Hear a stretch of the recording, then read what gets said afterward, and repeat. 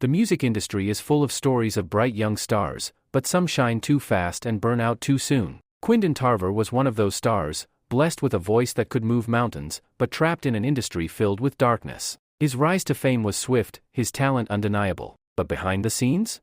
A nightmare was unfolding, one that involved some of the biggest names in the R&B world, including Stokes and Marques Houston. Allegations of abuse, a system that failed him, and a tragic ending that left the industry in shock. This is the untold story of Quindon Tarver. Born in Plano, Texas, in 1982, Quindon Tarver was destined for greatness. From a young age, his voice stood out, so pure, so powerful. He was singing in church before he could even walk properly. By the mid-90s, his life changed forever. He was just 12 years old when he landed a record deal with Virgin Records, and soon, he was singing alongside some of the biggest names in R&B. His haunting rendition of Prince's "When Doves Cry" in Baz Luhrmann's Romeo and Juliet made him a global sensation. Hollywood had taken notice. But behind closed doors, something sinister was happening. Around the same time, a powerful man was calling the shots in the industry, Stokes. A music mogul, a talent manager, and the man behind groups like Immature, B2K, and TGT. Then, there was Marques Houston, a rising R&B star, known for his time in Immature and later his solo career. He and Stokes had a close relationship, one that would later be scrutinized under the harsh light of shocking allegations. But where does Quindon fit into this?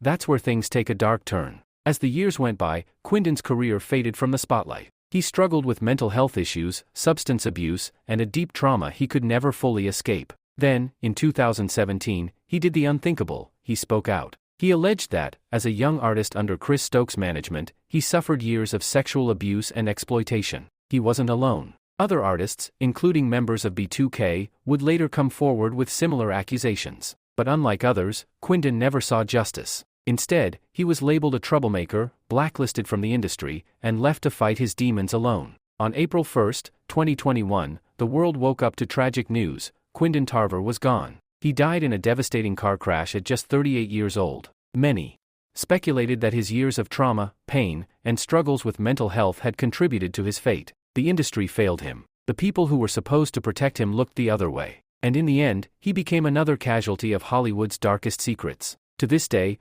Stokes and Marques Houston have denied all allegations. They continue to work in the industry, living their lives as if nothing ever happened. Meanwhile, Quindon Tarver is just another name on the long list of artists who were exploited, chewed up, and spit out by the industry. So we have to ask ourselves, who is really responsible?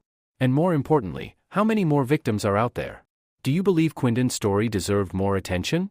Do you think the music industry needs to be held accountable? Drop your thoughts in the comments, and let's continue this conversation.